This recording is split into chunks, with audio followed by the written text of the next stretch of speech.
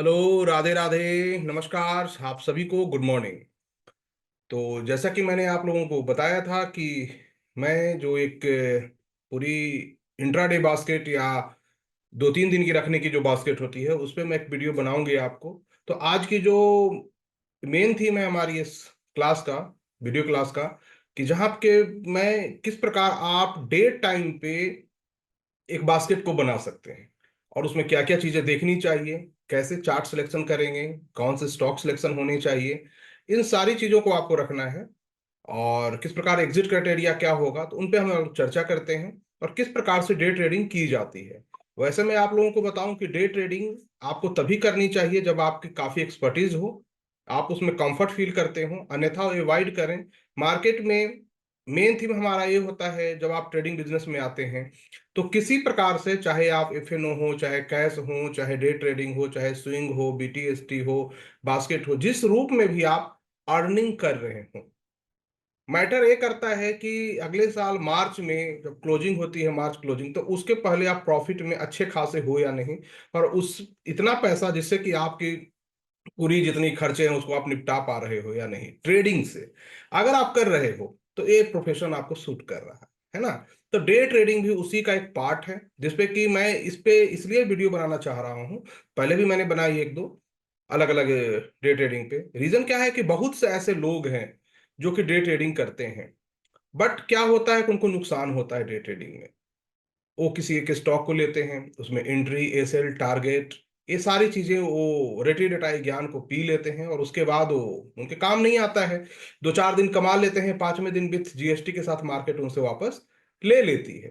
तो किस प्रकार डे ट्रेडिंग करनी चाहिए, क्या बास्केट के द्वारा हम डे ट्रेडिंग कर सकते हैं, उसमें क्या हमारी प्रॉफिट रेशियो होगी, क्या चीजें, तो आइए शुरू करते हैं। सबसे पहले तो एक चीज को समझो कि अगर मैं आपसे ये कहूं कि कोई एक ऐसा स्टॉक का नाम बताओ जिसमें कि मुझे इन्वेस्टमेंट करनी है और लंबे समय के लिए करनी है, 15 साल 20 साल के लिए, कोई एक स्टॉक का नाम बताओ, तो शायद आप में से जो समझदार लोग हैं वो कहेंगे नहीं सर, ऐसा कोई एक स्टॉक नहीं हो सकता है।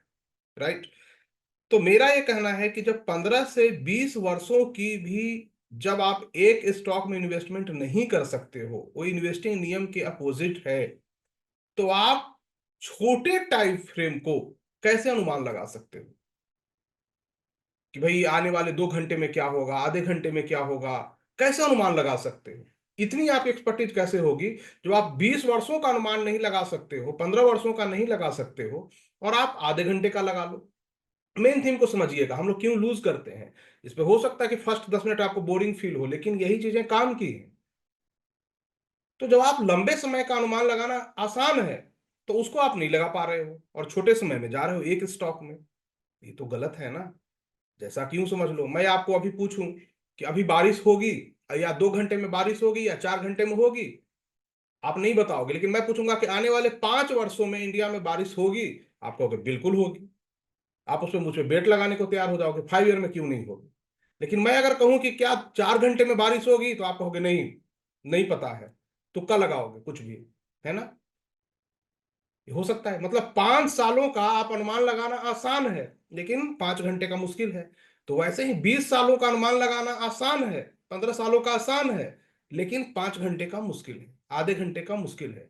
तो डे ट्रेडिंग में लॉस होने का मुख्य कारण यही है कि हम छोटे टाइम फ्रेम का अनुमान लगाने का प्रयास करते हैं। छोटे टाइम फ्रेम में हम जब अनुमान लगाते हैं तो हमारी एक्सपर्टीज काफी बड़ी होनी चाहिए, एक्सपीरियंस काफी लंबी होनी चाहिए, 5 ईयर 10 ईयर के एक्सपीरियंस हो, और उसमें लगातार आप ट्रेड किए हो, प्रॉफिट किए हो, लॉस किए हो, तब जाकर इंसान उस लेवल पे पहुंचता है कि वो एक दो स्टॉक पे भी अनुमान लगाए तो उसका कुछ काम हो जाता है, वो इमोशनल डिसिप्लिन को प्राप्त कर लेता है।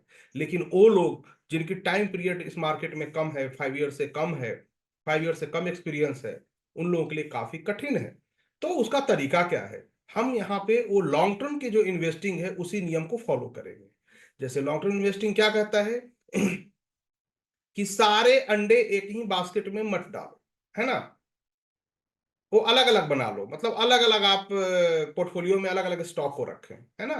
तो हम डे ट्रेडिंग जब करें तो यहाँ पे एक नियम तो ये भी रखें कि हम अलग अलग स्टॉक को डाइवर्सिफिकेशन करते हैं। मतलब कि अगर हमारे पास 100 रुपए हैं, ध्यान से समझिएगा, तो हम क्या करें कि हम 100 रुपए में एक स्टॉक को ना लेके 10 अलग अलग स्टॉक को खरीद लें, 10 10 रुपए 10 10 रुपए की 10 स्टॉक को खरीद लिए। अब इससे होगा क्या? इससे सबसे बड़ी बात क्या होगी कि जब आप 10 स्टॉक को खरीदोगे तो आपके सेक्टर अलग हो जाएंगे सबसे पहले। दूसरी चीज कि उन 10 स्टॉक पे समान रूप से एक चार्ट रीडिंग जो जानते हैं उसके अकॉर्डिंग आप देखोगे। 10 स्टॉक में कुछ स्टॉक प्रॉफिट देंगे, कुछ में आप गलत होगे जैसे हो जाते हैं।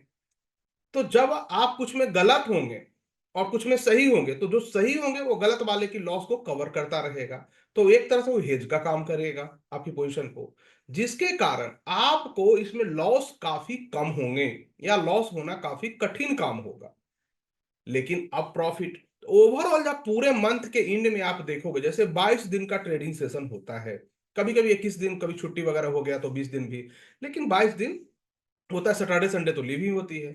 तो इस 22 दिन के आसपास में मोटा मोटी 20 से 22 दिन होती है, 22 नहीं 22 नहीं समझना है, 20 to 22 डेज का होता है। तो इस डेज में जब एंड में आप देखोगे तो आप पाओगे कि आप कहीं ना कहीं कुछ पैसा कमाए हो, जैसा कि आपने स्विंग बास्केट किया है, पोजिशनल बास्केट किया है, उसमें आपने जैसा पैसा बनाए हो, बना रहे हो और पीस ऑफ माइंड है, वैसे ही इसमें भी आपको पीस ऑफ माइंड प्राप्त हो सकती है अगर आप डे ट्रेडर हो तो। ध्यान से समझिएगा, मैं डे ट्रेडिंग को प्रोत्साहित नहीं कर रहा हूं। मेरा काम है आपको एजुकेट करना और वो हर फील्ड में एजुकेशन देना जहां पे कि इसकी जरूरत आवश्यकता है।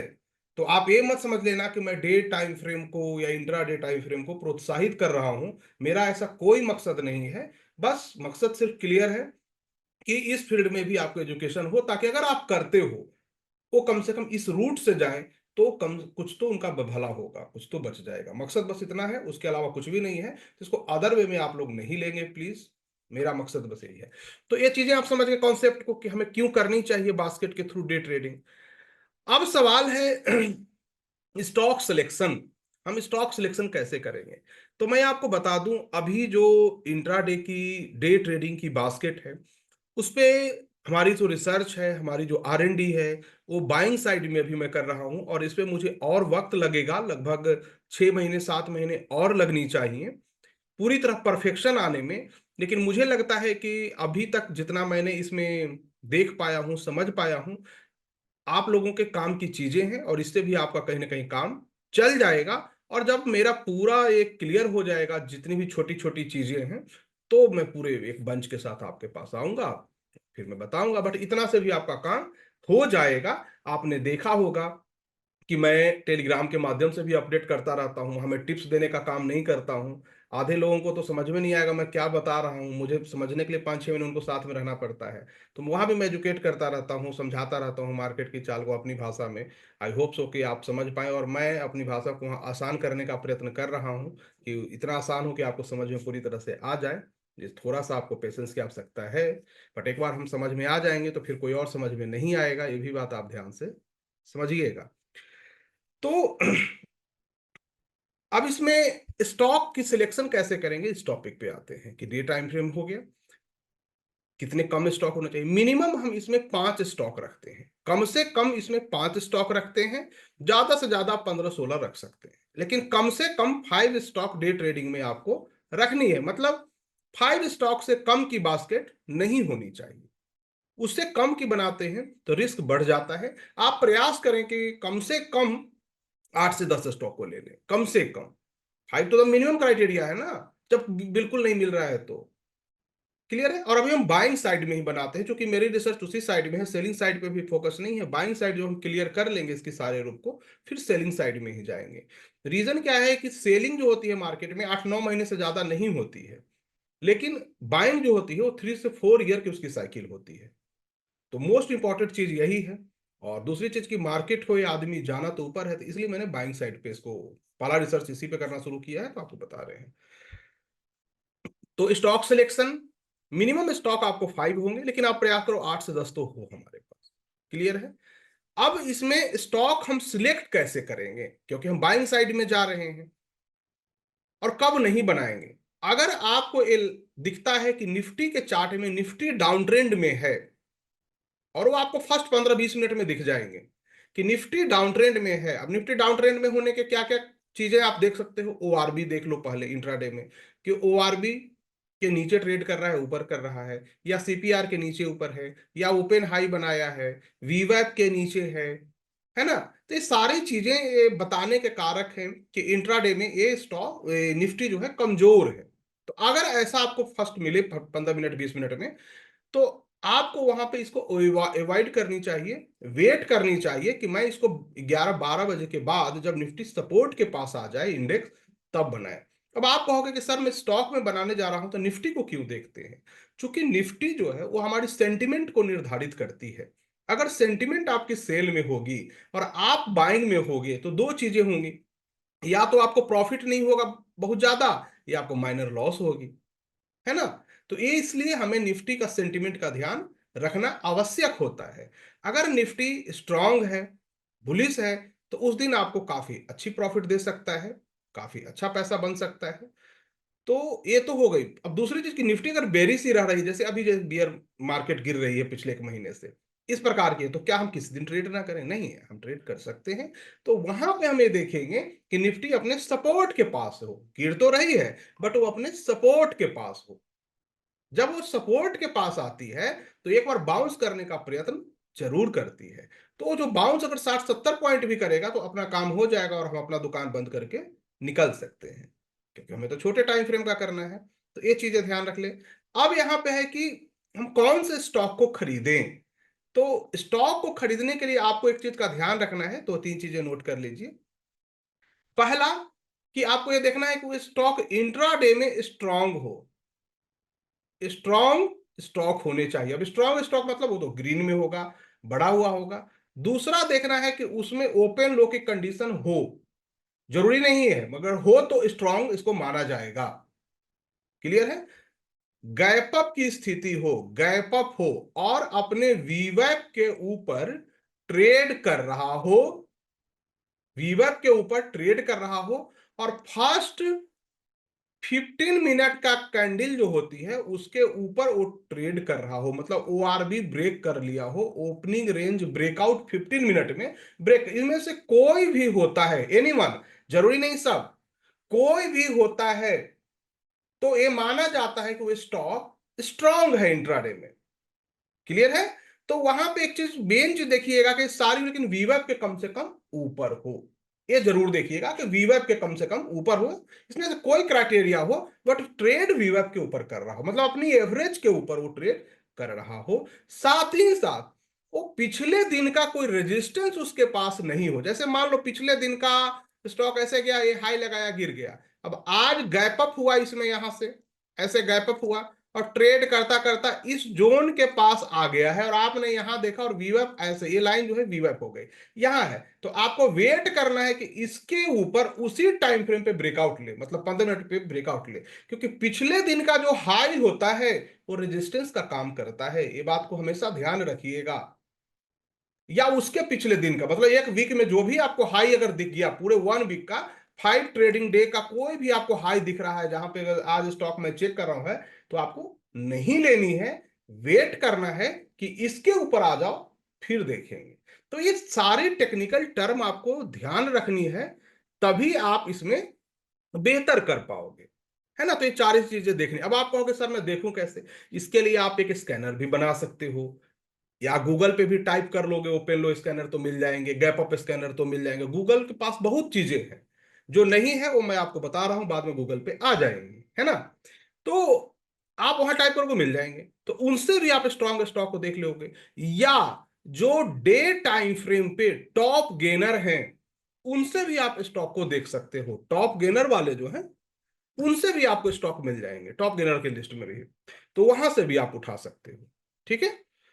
तो ये सारी चीजें कर ली। अब इतना करने के बाद आपने मान लो कि 10 स्टॉक का एक बंच बना लिया, बास्केट सबका 1 लाख रुपए आपके पास है, 10-10 हजार का आपने ले लिए, या 50 हजार रुपये आपके पास है, 5-5 हजार का आपने ले लिया। अब सवाल है ए सेल।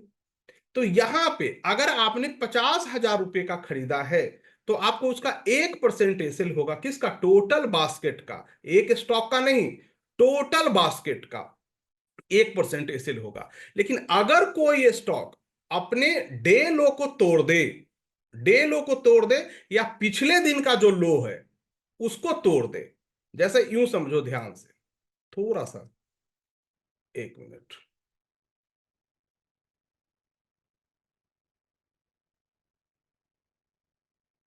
मान लो कोई स्टॉक का ये पिछले दिन का लो है, और आज एक गैप अप होता है, ये इसका डे लो है।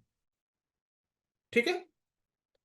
अब ये वीवेब के ऊपर आपने यहां खरीदा, और नीचे आता हुआ इस लो को तोड़ दिया, लेकिन पिछला डे का लो बिल्कुल इसके करीब है, मान लो 2 4 5 10 पॉइंट 5 पॉइंट ले लो, उतना करीब है।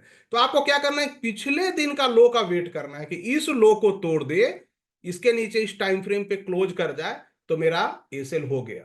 इस बात को ध्यान रखिएगा। डे लो को तब, जब ये पिछला डे का लो यहां पे होता और डे लो इससे नीचे होता, तो डे लो को तोड़ दो। लेकिन अगर पिछला दिन का लो डे लो से बिल्कुल करीब और नीचे है, तो इसको तोड़ दो। ये थोड़ा सा आपको ध्यान रखना है ना।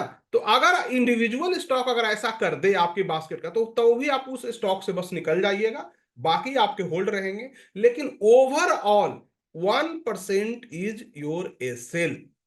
मतलब जो कैपिटल आपने डिप्लॉय की है, उस कैपिटल का 1% आपका एसेल है, किसमें, इक्विटी में। अब आप कहोगे सर इसकी एसेल ऑप्शन में, इसकी एसेल फ्यूचर में क्या होगा। तो देखो साहब, मैं इक्विटी पे कर रहा हूं इसका रिसर्च। मैं ऐसे कभी कभी मैं फ्यूचर में ले लेता हूं, कभी ऑप्शन में भी जानने के लिए कि क्या होगा, कभी शॉर्ट भी कर देता हूं। तो आप इसमें इक्विटी का एसेल मानकर चलेंगे। अगर इक्विटी में 1% एसेल लग जाता है, तो आपके सारे सिस्टम में एसेल लग गए, फ्यूचर के भी लग गए, सब में। तो आप एक्सेल में इक्विटी में डाल लो या डमी अकाउंट में डाल लो, जिससे कि आपको पता चलता रहेगा मेरा एसेल हुआ या नहीं हुआ। और उसके बाद बाकी आपको अगर फ्यूचर की ट्रेड करनी है या ऑप्शन की ट्रेड करनी है, जो काफी रिस्की है, सेबी भी इस पे कर रही है कि भैया रिस्की है, रिस्की, हम तो करने नहीं देंगे आपको, आप जो भी कुछ कर लो। आप इधर से गेट से निकलोगे तो वो गेट बंद करेंगे। पता नहीं क्या करना है, आई डोंट नो। तो उस पर कोई कमेंट्री नहीं होगी। लेकिन आप इसका एसेल रख लीजिएगा 1% का बस। 1% अगर हमारा कट जाता है, तो डेट इज माई एसेल। किसका 1%, टोटल बास्केट का। लेकिन अगर सिंगल स्टॉक भी ये कोई कारनामा ऐसा कर दे, कुछ हरकतें ऐसी कर दे, तो हम सिंगल स्टॉक को भी राम राम बोलकर हट जाएंगे कि भैया हमें नहीं चाहिए, हम जा रहे हैं आपको छोड़ के, आप चलो अपने द्वार चलो, मैं अपने द्वार चला, बाकी के 9 हैं देखेंगे। तो ये बात आपको ध्यान रखना है, क्योंकि कभी कभी ये दुर्घटनाएं हो सकती हैं। क्योंकि चीजें कितनी भी अच्छी आपने देखी हो, कुछ गड़बड़ होगी। तो ये चीजें आप ध्यान रखिएगा, है ना। तो चलिए, अब इसको मैं थोड़ा सा ही कर दिया। उसके बाद आपको मैं एक चीज और दिखाता हूं कि अब लेंगे कैसे, है ना।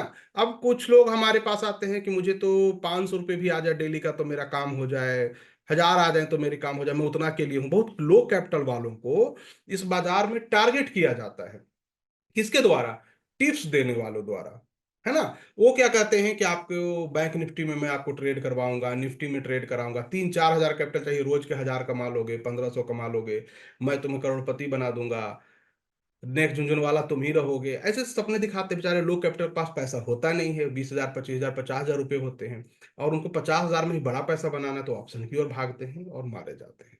तो मैं साहब ये कहूंगा, आपके पास 50 हजार रुपए हैं, तो आप आराम से इसमें बढ़िए। 50 हजार में आप देखेंगे कि कुछ ना कुछ आपको अर्न कर रहे हैं, और फर्स्ट 2 साल सरवाइव कीजिए, और 50 हजार को पहले 2 लाख करने का प्रयत्न कीजिए। जब वो 2 लाख हो जाएगा ना, तो फिर आपकी जो डिजायर है वो कहीं ना कहीं कुछ हद तक आने लगेगा। एक्सपेक्टेशन जो आपकी होती है वो आने लगेगा। लेकिन पहले 50 हजार को 1 लाख आप ऑप्शन में मत जाके करो, है ना। तो 50 हजार से आप इक्विटी में भी जाके कर सकते हैं। अलग अलग 10 स्टॉक 5 5 5 5 हजार का किया जा सकता है। तो इसमें सीखने को भी मिलेगा, आपकी चार्ट रीडिंग अच्छी हो जाएगी, और आप इसमें कहीं ना कहीं कुछ अर्न भी करोगे, पीस ऑफ माइंड भी रहेगी, घर में शांति भी होगी। तो ऐसा आप कर सकते हो। बाकी आपकी मर्जी, पैसा है आपका है, आप जो भी कुछ कर लो। मैं तो प्रयास करता हूं कि भाई ऐसा ना हो, क्योंकि मैंने दौर देखा है। अब आपको भी देखने का शौक है तो कर लो, मर्जी आपकी। तो चलो मैं आपको थोड़ा सा और दिखाता हूँ। मेरी बातें कभी कभी बोरिंग आप लोगों को लगती होगी ना, कुछ लोगों को लगता है सर काम की बात करो, भाई मैं सब काम की ही बात कर रहा हूँ। अब यहाँ पे देखो, ये निफ्टी जो हमारी है, यहाँ पे देखिए, अभी देखते देखते सब भाग गया, अब मैं क्या करूं। निफ्टी आपकी यहाँ सपोर्ट के पास है ना। निफ्टी हमारी सपोर्ट के पास है, क्योंकि पिछला जो लो है वहां पे आ गया है। तो सपोर्ट के पास होने के कारण क्या करेंगे कि हम लोग बाइंग करेंगे, और वीवेब के ऊपर भी आ गया, लेकिन ये जो हाई तोड़ देगा, तो फिर निफ्टी बुलिश हो जाएगी काफी। तो चलो हम यहाँ पे एक बास्केट बनाकर रिस्क लेने का प्रयत्न करते हैं कि क्या होता है। जैसे एमआरएफ का स्टॉक है, अभी तो बहुत भाग गया है। है ना, ये काफी ज्यादा भाग गया है, लेकिन अब भाग गया तो भाग गया, अब तो आपको बताना है, समझाना है, तो लेना पड़ेगा। तो एक शेयर इसका आता है 1,24,000 का। अब मैं इसको दो शेयर लेता हूँ, मतलब 2 लाख के आसपास की मैं पोजीशन बनाने का प्रयत्न करता हूँ। अब इसमें बी डास्क भी होंगे, 490 और 435 का है। अब बताओ, अब ऐसे में मैं क्या किया जाए? तो चलो 2 शेयर हम मार्केट ऑर्डर पे ले लेते हैं। अब 631 पे आ गया आपके सामने, है ना। कोई बात नहीं है। इसकी चार्ट देखते हैं नौकरी की। ये अपने रेजिस्टेंस के पास है, पर मुझे जैसे लगता है कि जिस तरह की बाजार सपोर्ट पे है, कुछ ना कुछ करना चाहिए। तो नौकरी को भी हम वही प्रयास करेंगे, ज्यादा का नहीं, 2 लाख के आसपास लेने का प्रयत्न करते हैं। इसमें शेयर आ जाएंगे आपको लगभग 20, 20 से थोड़ा सा ज्यादा, 37 कर देते हैं, है ना। और इसमें को भी मैंने ले लिया। अब इसको देखते हैं, टाटा मोटर। ये तो थोड़ा सा रेजिस्टेंस ले रहा है, यहाँ पे आ जाता, 816 पे आता तो काफी अच्छा था। बट चलो, अभी तो आप लोगों को सिखाना है, मैं ट्रेड करना होता तो आराम से करते। तो टाटा मोटर को भी हम यहाँ पे 250 क्वांटिटी, मतलब 2 लाख के आसपास का हो तो बेटर है ना। ले लिया। अब पावर ग्रिड में आते हैं। इसका भी ये रेजिस्टेंस जोन है ना, 324 के ऊपर। मेन ये 325 के ऊपर पावर ग्रिड अगर निकलता है तो अच्छी मूवमेंट लेगी इस जोन के ऊपर। रेजिस्ट भी कर रहा है, तो भी मैं यहाँ पावर ग्रिड की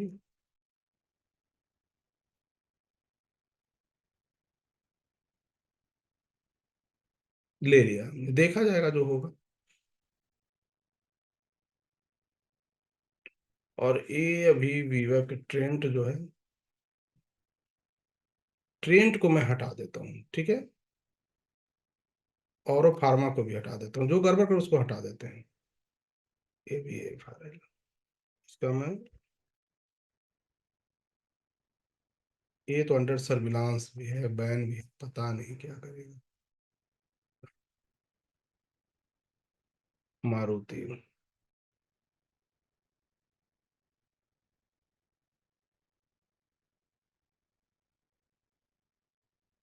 ठीक है। आरईसी। आरईसी भी अब अपने रेजिस्टेंस के पास ही पहुंचने को तैयार है। जब मैं वीडियो स्टार्ट किया था ना, तो काफी कम थे। ये करते करते भाग गए। मैं उस समय अगर ले लेता तो अभी तक मेरे अच्छे खासे प्रॉफिट में होते। बट क्या है कि अब आप लोगों को बताना था, लाइव में मुझे बनाना था, इसके कारण इसमें कोई दिक्कत नहीं है। बाजार रोज खुलती है, रोज आनी है, रोज जानी है, कौन सी एक दिन का काम है। मुद्दा है आप लोग थोड़ी से सीख लो, समझ लो, तो अपना काम हो जाए। और कोई मकसद नहीं है हमारा। मैं आपको तो बस ये बताना चाहता हूँ कि देखो, चीजें ऐसे काम करती हैं। हम लोगों को ट्रेड इस प्रकार करनी चाहिए। ये फालतू का काम करने से पैसा तो बनने से रहा है आपका, और सर दर्द होगा जो अलग से। और डर के तो ट्रेड होता ही नहीं है। डर है तो छोड़ दो ट्रेडिंग। ये ट्रेडिंग डेयर डेविल लोगों का काम है। कमजोर दिल वाले इसको ना करें, है ना। ये देखिए, यहाँ रेजिस्टेंस है 229 का, शॉक लेलैंड का। अगर इसके ऊपर निकला तो मैं छोड़, इसको हटा देता हूँ।